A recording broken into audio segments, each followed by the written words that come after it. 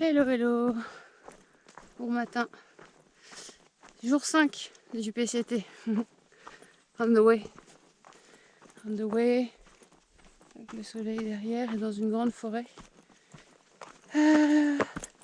Après une nuit un peu fraîche, je dois le dire, il n'y avait pas de vent mais ça caillait un peu, ce qui fait que j'ai pas bien dormi et je crois que j'ai pas vraiment fait une bonne nuit depuis le début du PCT, une vraie nuit, tu vois. Bref, ça fait partie du truc. Et humilité, c'est le mot qui me vient en fait concernant cette expérience sur le PCT. 5 jours à peine et je me rends compte que, tu vois, dans mon expérience athlétique, moi, j'ai fait 10 années de sport pro en trail, à m'entraîner, à courir, tout ça, à faire de la compétition. Donc mon corps est habitué à pousser, mais surtout il y a une partie de moi qui est habituée à pousser en fait. Il y a une partie de moi qui aborde les challenges d'une certaine manière, pour certaines raisons. Voilà. Et aujourd'hui, la question, c'est de savoir pourquoi je suis venue ici. Parce que est-ce que c'est en phase de faire à la manière que je faisais avant, c'est-à-dire en poussant, en allant au bout, comme la première journée que j'ai fait, les 60 bornes, là, je suis partie 6h40, je suis arrivée à 21h. Ça faisait vraiment une grosse journée. Et est-ce que c'était judicieux? Première journée sur 76 et 80, je ne sais combien. Donc t'imagines, j'en sais rien en fait. Mais apparemment non. Parce que en plus j'étais en jeûne. Et que c'est des phases où on a quand même besoin de prendre soin de soi. Même si ça marche, hein, tu vas faire du trek et tout avec.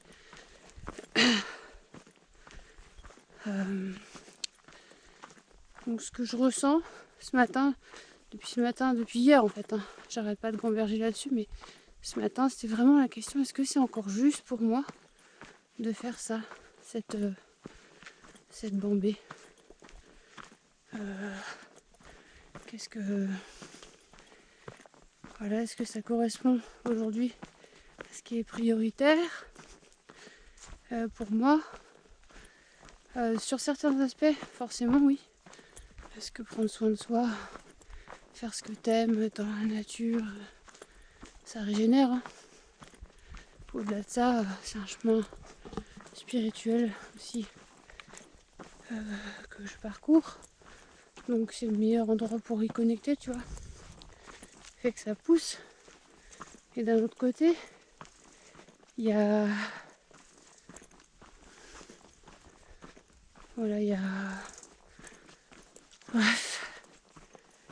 D'autres choses qui questionnent, on va dire. Et tu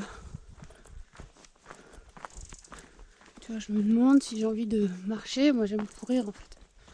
J'aime courir, je suis coureuse dans l'âme. Je suis coureuse quoi. J'aime marcher mais j'aime courir surtout. Et donc là j'ai un sac qui est vraiment lourd quoi.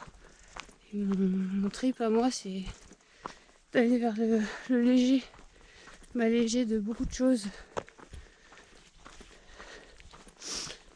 Donc avec le poids du sac, est-ce que je suis encore en phase? Je sais pas trop, tu vois. Le fait de pas pouvoir vraiment trop courir et de marcher des fois sur des longs plats, bah, c'est moins ce que j'aime, on va dire. Voilà, c'est faisable, c'est agréable, hein. C'est agréable, mais c'est moins ce que j'aime. Et après, voilà, il y a aussi ce que tu peux créer, tu vois. Bref, ça après c'est un autre sujet, mais en tout cas, voilà, je me questionne. Et en fait, c'est le questionnement me fait ramener à l'humilité, tu vois. Ça ramène qu'en fait, quand je suis partie quand même sur ce PCT, j'ai eu beau me dire, je pars, pas pour la performance, pas de plan, tout ça, comme d'habitude, tu vois, pas de timing, nanana. Quelque part, j'ai quand même la pression de me dire, oui, mais mon ESTA, il est valable jusqu'à temps. Donc j'ai que, en gros 76, j'avais que 76 jours pour le faire. Parce que je me suis gourée de visa, j'ai pris un ESTA au lieu d'un visa. Donc du coup, la pression de me dire tous les jours, j'ai que 76 jours. Donc il faut faire tant d'étapes. C'est aussi ça qui a mis un peu de pression. Et qui a changé le truc au début. Et qui fait que je me suis mis à recalculer. Pour tenir en 76 jours, il faut faire tant de kilomètres par jour. Donc oui, 60 bandes sur le papier par jour, ça passe. Mais c'est sans compter toi, comment tu vis l'expérience, les petites blessures, les bobos, le poids du sac, conditions externes que tu maîtrises absolument pas, genre la météo, genre n'importe quoi. Hein. On est en forêt, on est vraiment dans le bois de neige, je te promets, on rencontre... Là, j'ai pas vu un pet de civilisation, pas une maison, pas rien. Et juste hier, Providence, mais je te jure, vraiment Providence, bénédiction, cadeau du ciel, cette dame qui monte en bagnole, juste à l'endroit de mon camp, il y avait une route forestière, et à l'endroit de mon camp, elle monte, et sur le coup je me dis qu'est-ce que c'est que cette voiture, c'est un peu... qu'est-ce que c'est que cette voiture qui vient m'embêter ici là. Et en fait, elle sort par la fenêtre toute souriante. En anglais. Hein. Je voulais juste savoir si vous aviez besoin d'eau, besoin de boissons fraîches ou de nourriture. Et là, j'ai regardé, je me suis dit, mais c'est pas possible, c'est un cadeau du ciel en fait. Il y a quelqu'un qui a vu que j'avais le mood en bas et que j'avais vraiment besoin de quelque chose pour me remonter le moral. Et comme je suis partie sans nourriture, parce que le but c'était de faster, jeûner le plus longtemps possible, j'avais quand même demandé là-haut que quand ça serait juste pour moi, j'ai une solution de nourriture qui me vienne. Parce que je fais confiance à l'intelligence divine qui est en moi, à mon intelligence, à ma capacité de sentir.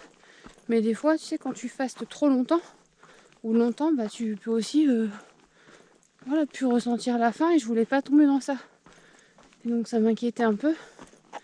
Et donc j'ai demandé là-haut à ce que notre divin protecteur puisse répondre à ce besoin, le moment où j'en aurais besoin.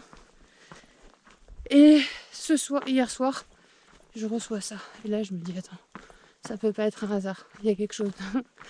Il y a quelque chose. Ça peut pas être un hasard que la nana, elle monte là. Comme par hasard, je suis là. Elle me propose à manger et il y a des fruits. Non mais attends, il y a des fruits. Je te dis ça parce qu'aux US, franchement, si aux US tu trouves des fruits en vrai. Mais là, tu les vois manger sur les trekkers, les ravitaux qu'ils ont. Je me demande où est la nourriture là-dedans. Tu vois, c'est très bizarre comme sorte de nourriture, mais c'est pas naturel tout ça en tout cas. Et donc, j'avais rien vu de naturel. Si de temps en temps ils ont quand même des noix, tu vois des fruits à coque, ça va, mais le plus gros des ravitaux c'est Snickers, des trucs déshydratés. Bref, ça ressemble pas trop de la nourriture, en tout cas pas du tout à ce que je mange. Et je me disais, wow, comment je vais faire pour ravitailler.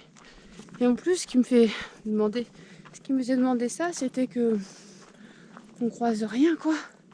Et que donc si tu veux vraiment te ravitailler, il faut sortir un peu du PCT pour aller à une ville pas très loin, en stop ou à pied.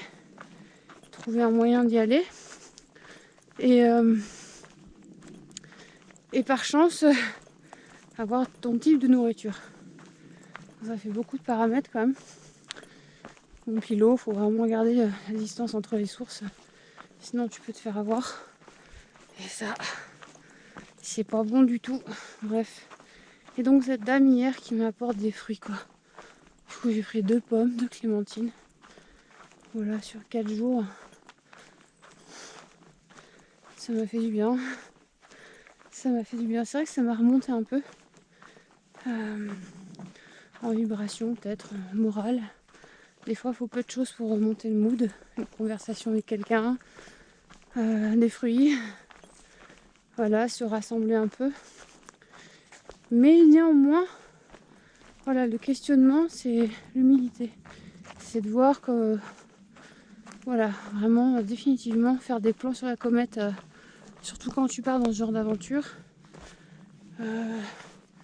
C'est comme dans la vie, vouloir chercher à tout contrôler, tu vois. Alors qu'en fait, il y a tellement de paramètres que tu ne contrôles pas, qui sont en dehors de ta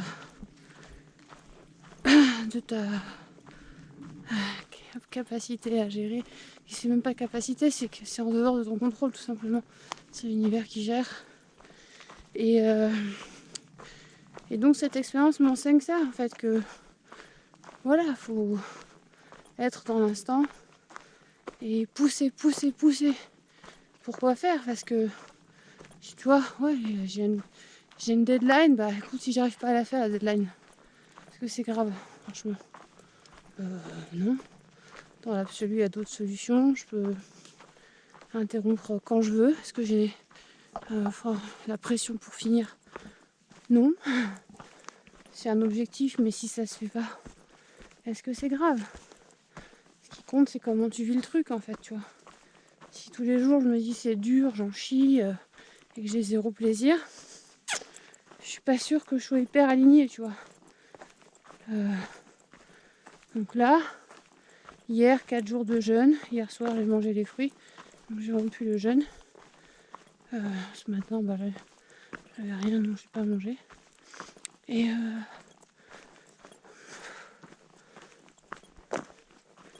je sais pas comment ça va se passer pour la suite, je t'avoue. J'en sais rien. Là, je ressens juste que j'ai mal aux épaules. Le poids du sac dans les côtes. J'ai pas envie, quoi, en fait. C'est pas mon délire, quoi, de porter des tonnes. Et je crois que je l'ai déjà dit dans une vidéo quand j'étais en Patagonie. Je crois que c'était du côté d'El Chalten. Non, voyager lourd, c'est pas mon truc. Donc j'avoue qu'en plus, pour être honnête, tu vois, je me suis embarquée là-dedans parce que je rêvais de grandes aventures, de grandes bambées, du PCT. Mais est-ce que j'ai vraiment pris le truc? Tu vois, j'ai pas du tout. Ouais, on va dire pas du tout parce que à peine en fait. J'ai entrouvert l'application Pharao 2 secondes. J'ai dû regarder les indications. Par contre, sur le site, tu vois, qui donnait avant l'inscription pour le permis. Mais j'ai pas décortiqué les étapes en fait, du tout. Mais vraiment pas. Ce qui fait que je m'attendais pas à ça. Je m'attendais pas à ce qu'on soit hors civilisation totale pendant des jours. Que ravitailler, ça soit une question d'organisation. Qu'il y a des grandes sections de TEPADO. Bien sûr, j'ai prévu de quoi porter de l'eau si tu veux, mais mon sac est tellement lourd que j'ai pas envie de porter trop pour rien. Donc c'est pour ça, tu vois, je me suis adaptée. Je me suis rendu compte quand même qu'il fallait gérer cet aspect parce que ici ça rigole pas quoi. T'es dans le Wild Nest, tu vois, dans de la forêt depuis tout à l'heure et puis ça depuis ce matin en fait. Donc c'est vraiment wild quoi. Et d'un certain côté c'est excellent, c'est génial, c'est le rêve, c'est le top, c'est là où on vit, c'est la maison, c'est tout ce que tu veux. Et après il y a l'humaine en moi qui aussi voit, voilà. Est-ce que ça c'est encore juste? Donc porter du poids, est-ce que ça c'est encore juste? Marcher pendant des jours? Est-ce que l'inconfort des nuits c'est encore juste? Est-ce que le jeûne pendant que tu fais déjà ça, qui est déjà dur, c'est encore juste. Est-ce qu'on est obligé de se faire mal? Tu vois? Youh. Pacific Crest, here. On y est. Donc est-ce que c'est encore juste? Est-ce qu'on est obligé de se faire mal en fait? C'est toujours cette question de... Ça me ramène à, tu vois, hier, dans les côtes et tout, j'avais l'impression d'être à la lutte, mais un peu, tu sais, comme quand je faisais de la compétition. Quand c'était dur, je luttais pour pas lâcher, pour le mental, pour tenir, pour tout ça. Mais ça faisait partie de l'aspect athlétique, tu vois. Ça fait partie du jeu, de la compétition. Tu pousses ton corps, tu pousses ton mental, tu vois. Mais est-ce qu'on est obligé de vivre en se faisant mal, en fait, tu vois? Tu vois, c'est ça le truc que je me demande aujourd'hui, c'est est-ce que c'est encore en phase d'être dans cette lutte, même quand c'est du plaisir. Alors oui, j'aime le sport, j'adore le sport. Franchement, le sport, c'est la vie. Mais aujourd'hui, est-ce que j'aspire à me faire mal, tu vois, mal aux épaules, mal dans la côte, gener, mal aux pieds, mal au dos. Tu vois, 5 jours quoi, enfin 4 hier. Donc c'est très court hein, comme délai hein, pour se rendre compte que en fait... Et donc comme je disais, j'ai pas vraiment organisé le début de ce trail, ouais, de ce parcours. Donc j'ai un sac qu'on m'a prêté, une bénédiction parce que du coup ça m'a évité d'en acheter un autre et puis il est cool. Mais c'est pas un sac que j'ai acheté, c'est un sac qu'on m'a prêté. Donc voilà, je m'adapte à son petit âge. Il est quand même bien, hein, franchement. Il est super même. Et après, j'ai fait mon fond de sac avec mon expérience vécue sur les cours. C'est les courtes expériences en nature là que j'ai fait en Patagonie, où je me suis dit bah avec ça suffit. Donc j'ai pas pris de duvet. Parce qu'en Patagonie, j'ai supporté de pas en avoir, sauf une nuit où on m'en a quand même prêté un. J'avais peut-être oublié ça au passage.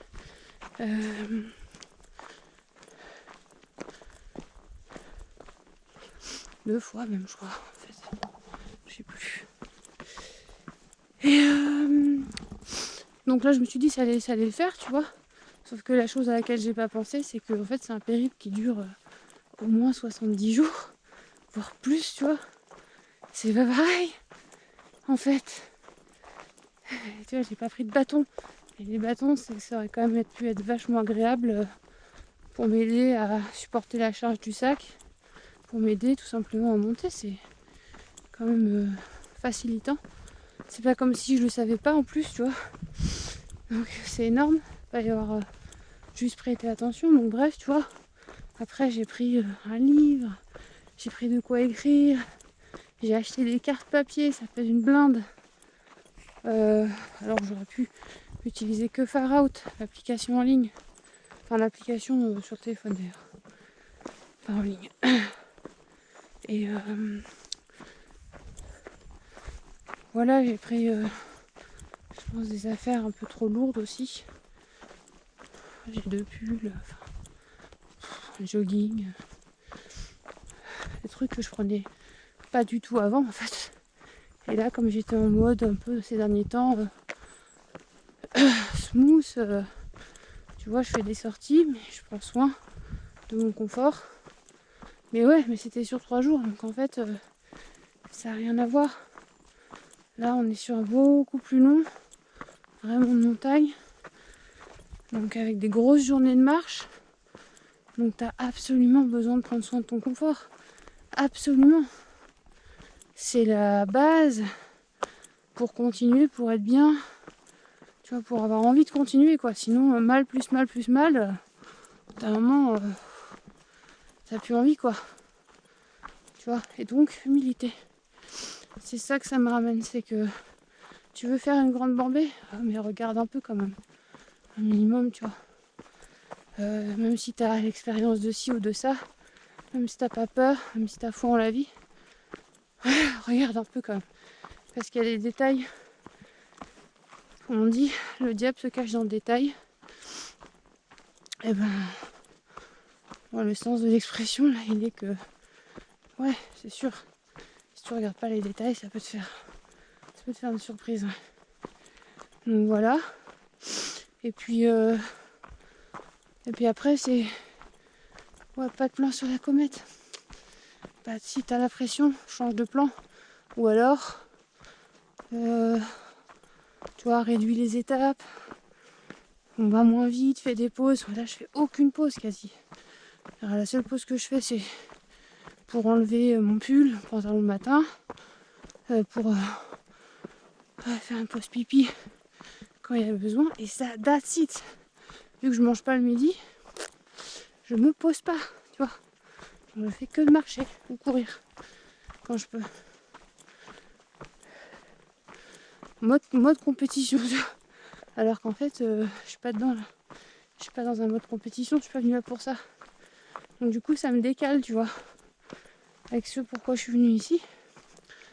Voilà, fait que ben, ça me fait réfléchir. Voilà, allez, on se retrouve. Ciao. Salut. J'ai rencontré Benoît là sur le chemin.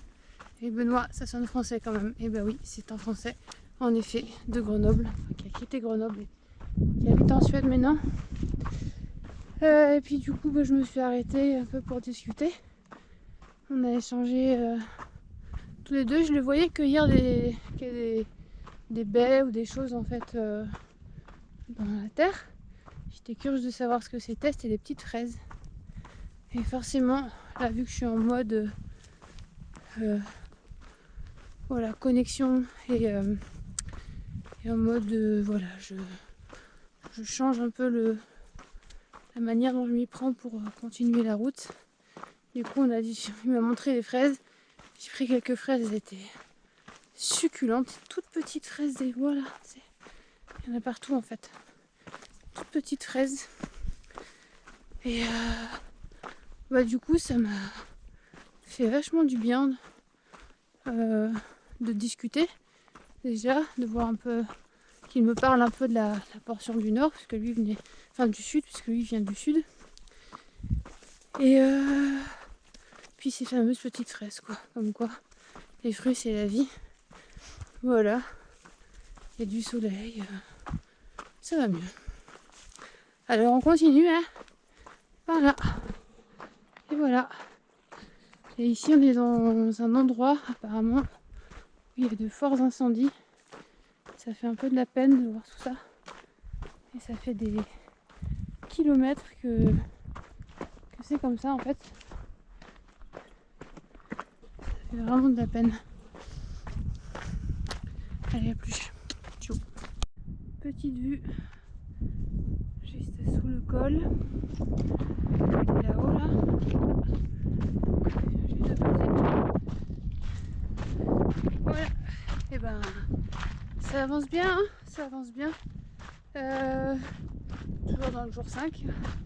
Je me dirige vers Chinook Pass, qui est un endroit où je vais pouvoir ravitailler, me poser, réparer les pieds ou tout ce qui a besoin d'amour en fait.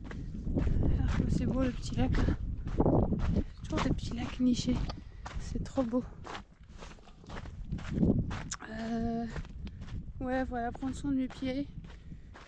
Faire une machine pour mon linge là.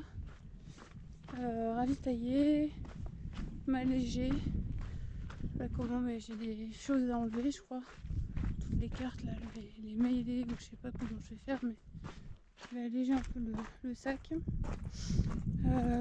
Voilà, prendre un peu de repos pour le corps, une journée, day off qui sera quand même, je pense, bien occupé par tout ça. Mais la joie de retrouver la possibilité d'un peu de confort, de prendre soin. Je crois que ça tombe mais pile au bon moment quoi.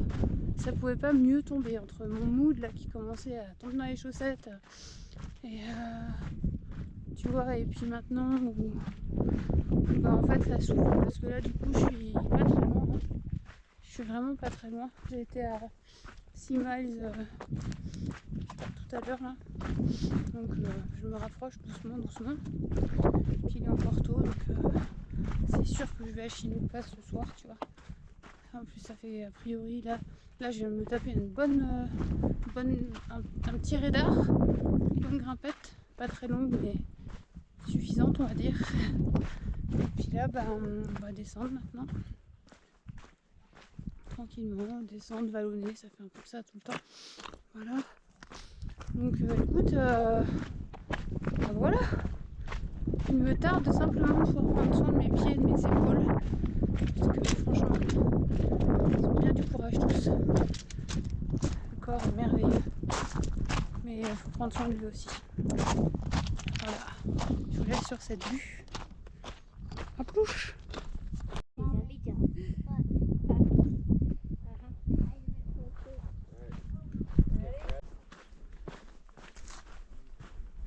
On the way to Chinook Pass.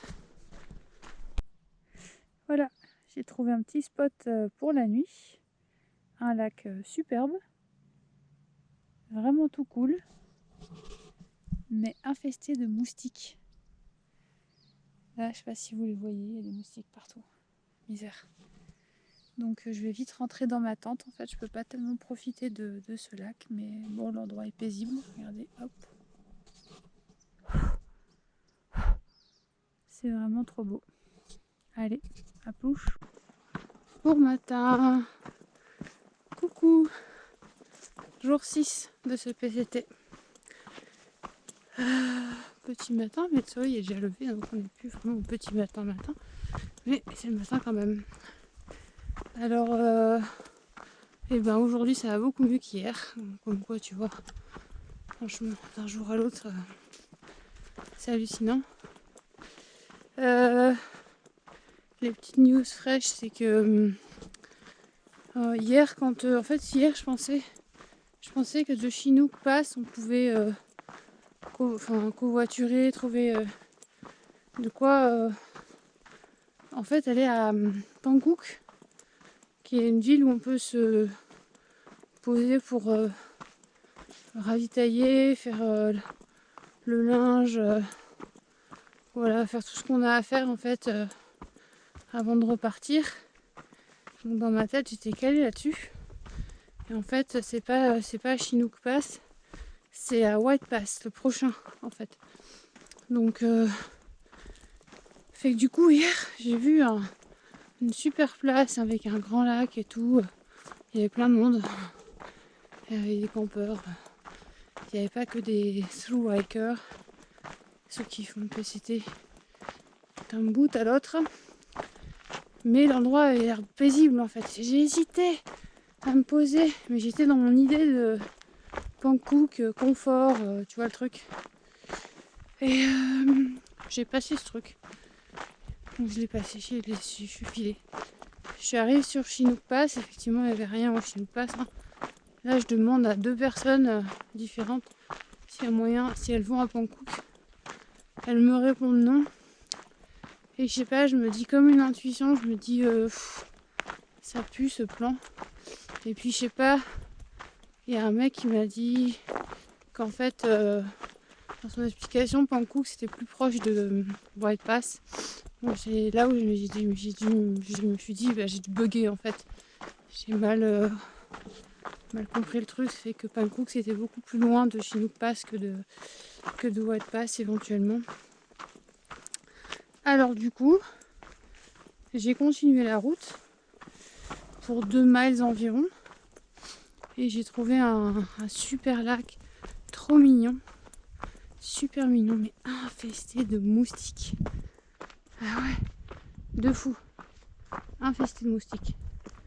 Mais bon, il était, je sais pas, presque 17h30, il devait être un truc comme ça, ou je sais pas quelle heure il était, peut-être 18h, je sais même pas. Et 17h30 je crois. Et là je me suis dit oh, le camp est beau, ça sert à rien de faire une longue journée, on est bien là. Donc du coup je me suis posée, j'ai Il faut aussi vite que j'ai pu pour monter la tente sans me faire dévaster de moustiques. Il était là quand même, mais bon. Il y a des parades au fur et à mesure. Au début tu te fais bouffer et après t'apprends très vite les parades anti-moustiques en fait. Voilà, ça c'est pour la petite histoire. Mais le camp était très bien, j'ai très bien dormi. Enfin j'ai bien dormi. Façon de parler, mais j'étais posée quoi. Voilà. Après, une chose qui est drôle aussi, c'est que dans ma tête en fait quand je voulais aller à Pankouk, c'est parce que je pensais aussi ravitailler en fruits, tu vois. Vu que j'avais un peu le jeûne et que je me dis que finalement mettre de la douceur un peu sur un truc qui est long, ça peut être pas mal aussi. Puis peu importe après, tu vois, s'il y a des phases de jeûne qui interviennent parce que d'un site à l'autre, pas de ravitaillement, c'est pas grave en fait. Je sais que je peux le faire largement. Ça me soucie pas. Mais là, si j'ai le choix, voilà. Et donc, je pensais à ça. Et là-haut, ils ont dû m'entendre parce que j'ai de nouveau croisé une hike angel d'une dame sur le chemin qui menait. Elle montait et moi j'allais vers Chinook Pass. Et puis elle me dit ah vous faites la traversée et tout. Et je lui dis oui. Elle me dit ah ça vous dit des oranges. Et là j'ai regardé, j'ai fait bah tu m'étonnes que ça me dit. Tu m'étonnes. Et là donc j'ai pris une orange dans son panier. J'en aurais bien pris plus, mais une c'était déjà bénie du ciel, tu vois bien. Et en fait, une ça suffisait largement.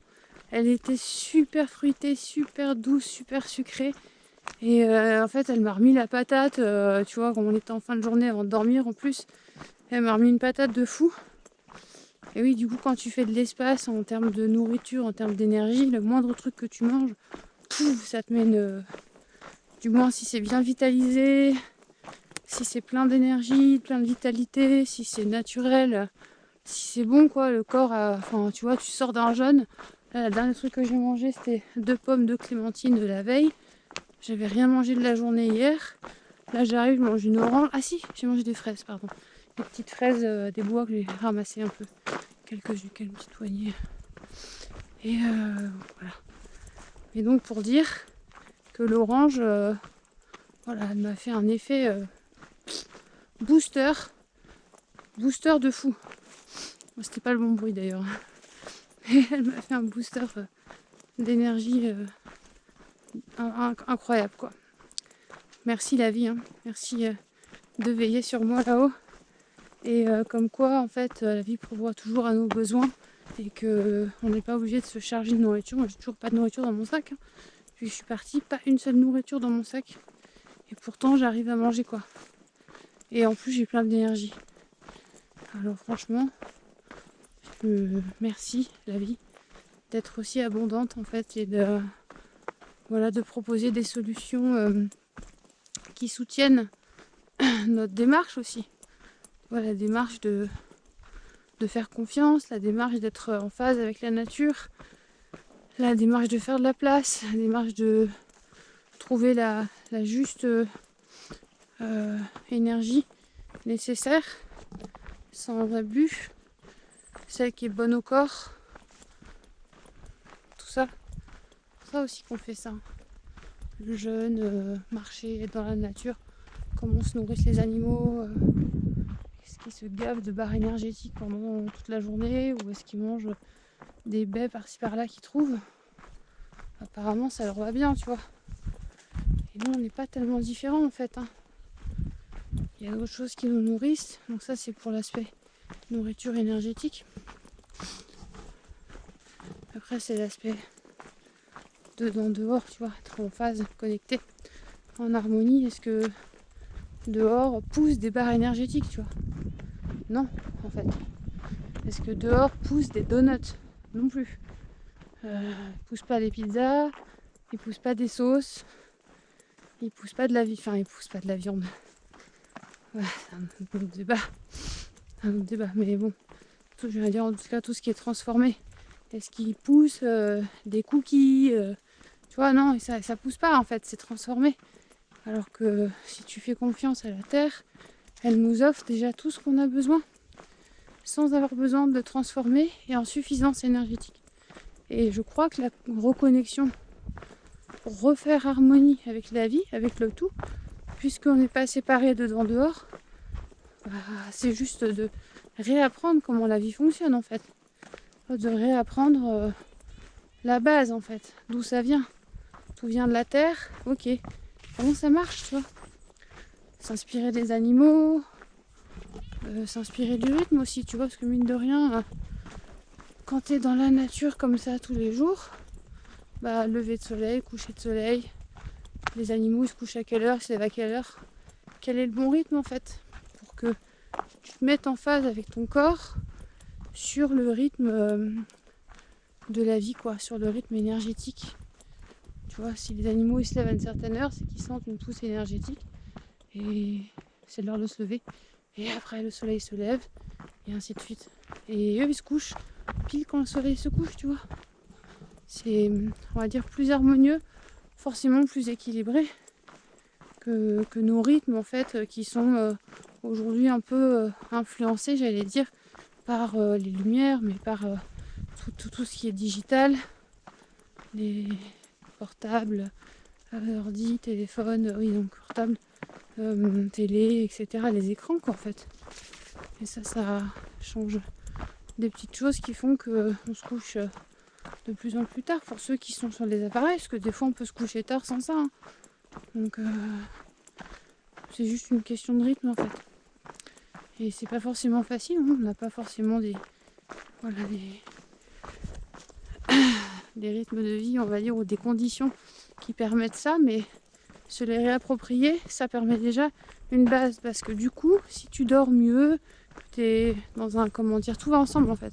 Si tu dors mieux, que tu es plus en phase avec le rythme de la vie, tu as plus d'énergie, donc si tu as plus d'énergie, tu es en meilleure forme, donc tu as un meilleur mood, donc tu vas moins te jeter sur des choses sucrées, donc tu vas moins avoir envie de faire des trucs qui sont pas bons pour la santé, tu vois. Donc c'est ça le truc en fait, c'est que de repartir de la base, ça remet la balance en fait un peu partout dans les tiroirs, on va dire. Voilà pour le moment. Allez, plouche, direction White Pass aujourd'hui.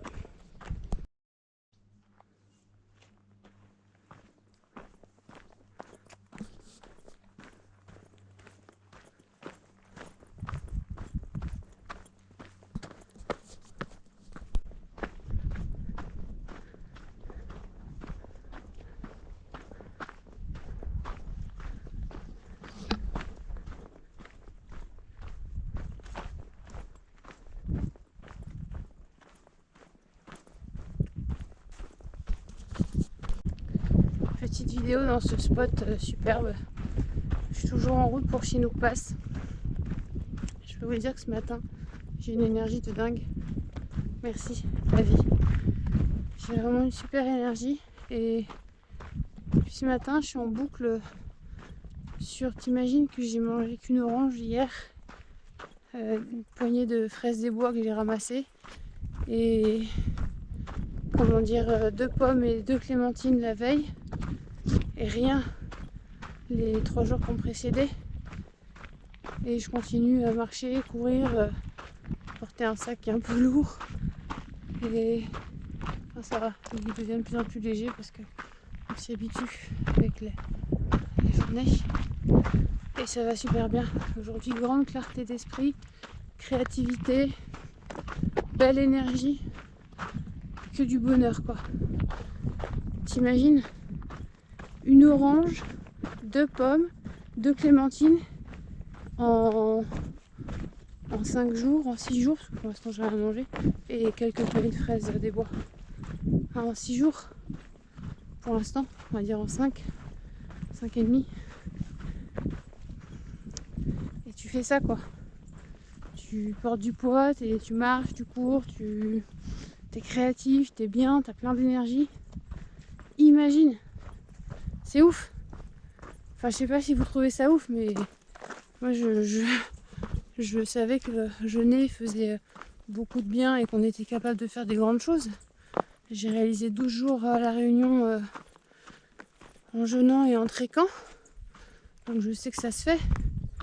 En ayant une bonne énergie, mais j'hallucine en fait, c'est se dire que même quand tu réapprovisionnes un petit peu, t'as vraiment pas besoin de beaucoup pour faire des grandes choses en fait. Tu vois, pour les plus sceptiques en tout cas d'entre nous, qui pourraient penser que il faut absolument de la nourriture pour faire des choses et tout. Probablement hein, qu'il faut encore, tu vois. Probablement qu'il en faut. Mais on ne sait pas en fait. Donc on a une habitude, c'est celle de manger et de se nourrir comme ci, comme ça. Mais de quoi a vraiment besoin le corps? Une orange, t'es refait en fait. Donc je veux dire, t'imagines la quantité que tu peux manger dans la journée versus une orange quoi. Et mate l'énergie en fait. Enfin, toi tu vois pas, mais je te le dis, elle est super bonne. Je me fais la réflexion à moi-même quoi, en fait, tu vois. Je me dis c'est quand même incroyable. Ça questionne vraiment, vraiment, vraiment beaucoup sur nos modes de vie. Et en particulier en rapport avec le sucre, tu sais. L'addiction qu'on peut avoir, je dis non, je fais une généralité, mais c'est parce que le sucre est quand même très prégnant dans nos systèmes d'alimentation. On en met partout, même là où il n'y en a pas besoin, dans les trucs salés, tu vois. Des fois, ça... voilà, des fois, t'as des gens qui ajoutent du sucre dans les... Enfin bref, dans des salades de fruits, donc c'est absolument inutile, tu vois.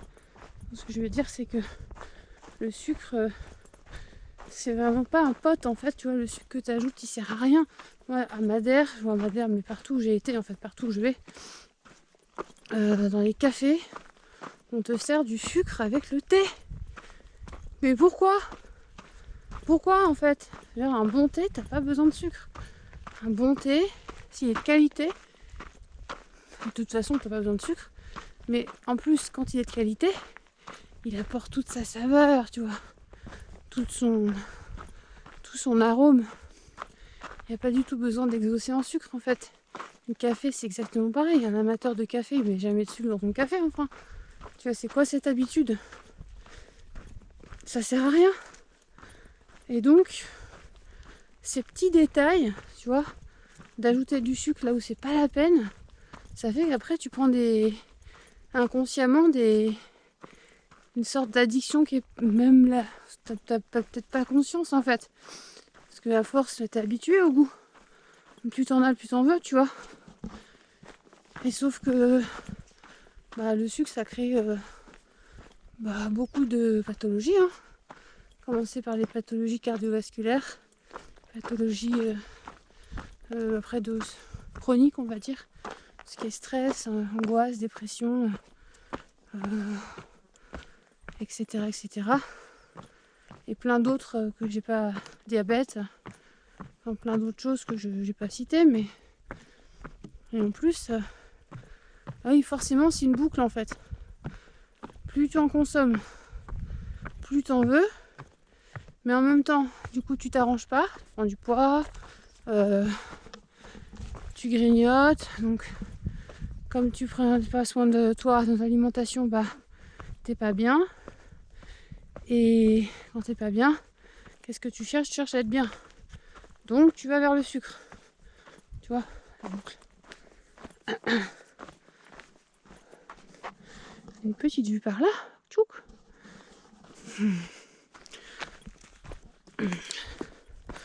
Alors oui, les fruits c'est sucré, mais c'est naturel. C'est vibratoire. C'est de l'énergie, de la bonne énergie. Ça n'a pas été transformé, c'est pas du sucre blanc, c'est pas modifié, ça vient de la terre. C'est naturel. Et en termes de suffisance énergétique, je te promets que c'est incroyable. Et en plus, ça redonne le smile, ça redonne la pêche. C'est bon, c'est beau, ça sent bon. Voilà. La vie, quoi. Allez, à plus. Ciao. Regarde cette petite rivière comme elle est toute mimi, toute cool. C'est beau, hein. Et moi j'en profite pour mettre les pieds dans l'eau pour traverser. Ça va me rafraîchir et me faire du bien. Et voilà. Et ben, je me suis pris un petit bain en fait. Je me suis fait ma petite toilette du matin, là, dans la rivière, juste ici. Naked, toute nue. Il n'y avait personne. Et franchement, c'était top. C'était parfait. Trop trop bien. Regarde. Hop, je te montre un peu par là. Comment c'est beau. Et surtout, en fait, c'est lunchtime. Donc tu vois, c'est ma façon de manger. Là, ça me revitalise, ça me régénère de fou. Ça met un coup de fouet parce que l'eau est vraiment pas chaude, elle est vraiment froide. Et puis la différence de température avec l'extérieur, parce qu'il fait bien chaud dehors par contre, ça réveille. Et ben, parfait en fait. Tu vois, je suis nettoyée. Petite lessive des sous-vêtements au passage. Voilà quoi, la vie. Enfin, je vous raconte un peu des détails, mais bon, là, c'est de l'itinérance et il y a. Voilà, faut trouver des petites astuces, tu vois, pour petite hygiène quotidienne. Trop bien. Paradis, grand soleil. Je suis refaite. Allez, à couche.